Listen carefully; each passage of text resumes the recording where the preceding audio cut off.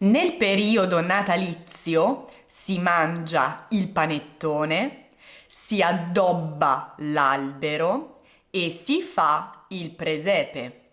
Il 31 dicembre si aspetta la mezzanotte, si fa un brindisi con lo spumante e si guardano i fuochi d'artificio.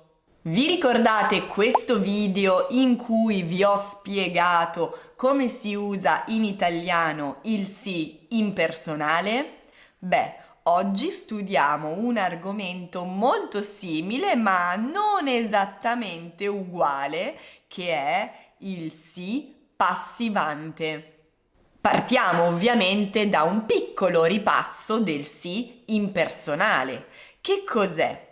È una struttura grammaticale che si usa quando non vogliamo usare un soggetto preciso in una frase, ma vogliamo parlare di azioni generali che sono comuni a tante persone, senza usare un soggetto specifico come io, tu, lui, lei, noi, voi, loro o anche le persone, la gente, tutti. Non useremo un soggetto.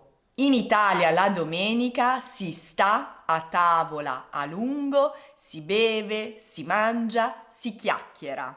Non c'è un soggetto, abbiamo il pronome si e dopo abbiamo sempre un verbo alla terza persona singolare. Seconda regola. Se in una frase impersonale abbiamo i verbi essere o diventare e dopo abbiamo un nome o un aggettivo, la struttura è sì, essere e diventare alla terza persona singolare, ma dopo l'aggettivo o il nome sarà al plurale e al maschile. Quando si è stanchi, non si deve guidare. Quando si diventa grandi, si è meno spensierati. Regola numero 3. Infine, se in una frase impersonale abbiamo un verbo riflessivo, il sì impersonale diventa ci. Quindi avremo ci, sì più verbo alla terza persona singolare. Con gli amici ci si diverte sempre moltissimo. In vacanza ci si sveglia tardi. Dopo questo ripasso, ora passiamo al sì passivante. Qual è la differenza? Vediamo la frase dell'inizio. Il 31 dicembre si aspetta la mezzanotte, si fa un brindisi con lo spumante e si guardano i fuochi d'artificio. Che cosa notate? Dovreste notare due cose. La prima cosa è che dopo i verbi abbiamo sempre un oggetto diretto, che è quella parte della frase che risponde alla domanda che cosa o chi si aspetta che cosa? La mezzanotte. Si fa che cosa? Un brindisi con lo spumante. Si guardano che cosa? I fuochi d'artificio. La seconda cosa da notare è che nell'ultima frase abbiamo un verbo al plurale. Si guardano i fuochi d'artificio. Perché? Perché l'oggetto diretto dopo il verbo è plurale, i fuochi d'artificio. Quindi, quando usiamo il sì passivante, useremo il pronome si più il verbo alla terza persona singolare se dopo abbiamo un oggetto singolare. Usiamo sì più un verbo plurale alla terza persona plurale se dopo abbiamo un oggetto plurale. A Carnevale in Italia si mangiano le chiacchiere e si fanno gli scherzi. Abbiamo si mangiano al plurale perché dopo le chiacchiere, che è questo dolce tipico del periodo di Carnevale in Italia, le chiacchiere sono plurali, quindi si mangiano le chiacchiere e si fanno gli scherzi, perché gli scherzi è plurale. Si fanno che cosa? Gli scherzi. Il 6 gennaio si ricevono le calze piene di caramelle e carbone. Si ricevono che cosa? Le calze. Le calze è un oggetto plurale, allora il verbo è plurale, alla terza persona plurale. A Pasqua si mangia un dolce a forma di colomba e si mangiano le uova di cioccolato. Il dolce a forma di colomba è singolare, allora il verbo sarà singolare. Si mangia.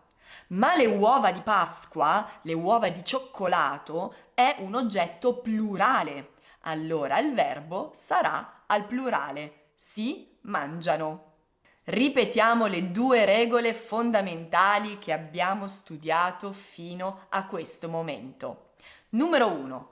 Usiamo si più verbo alla terza persona singolare se dopo abbiamo un oggetto singolare, come si fa un brindisi con lo spumante o si aspetta la mezzanotte o si mangia la colomba. Abbiamo il si passivante più verbo alla terza persona plurale se dopo abbiamo un oggetto plurale, come per esempio si mangiano le uova di cioccolato e si fanno gli scherzi. Attenzione ai verbi composti come il passato prossimo, perché la regola si complica un attimo.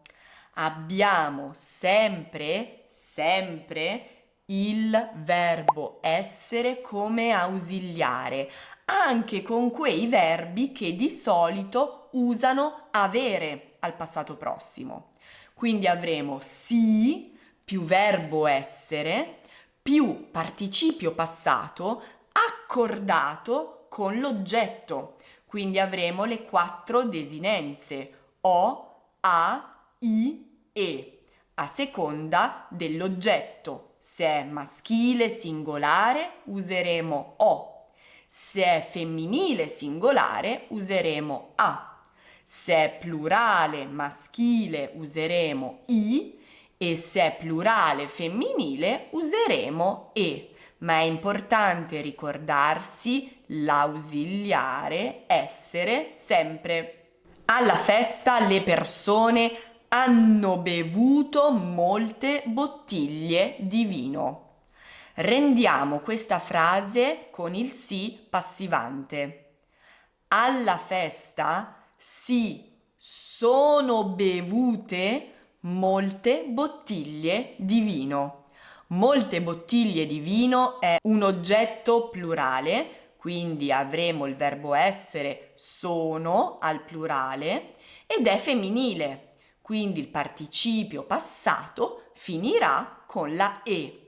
Si sono bevute. Per produrre questi medicinali non abbiamo fatto esperimenti sugli animali. Rendiamo questa frase con il si passivante. Per produrre questi medicinali non si sono fatti esperimenti sugli animali. Per fare questo film abbiamo utilizzato tecniche digitali. Trasformiamo con il si passivante al passato. Per realizzare questo film si sono utilizzate tecniche digitali. Tecniche digitali è un oggetto plurale femminile, quindi avremo si sono al plurale e utilizzate al plurale femminile. Adesso facciamo un esercizio. Vi farò vedere 5 frasi che voi dovete completare con il sì passivante. Fate attenzione a cosa c'è dopo il verbo. Un oggetto singolare o un oggetto plurale?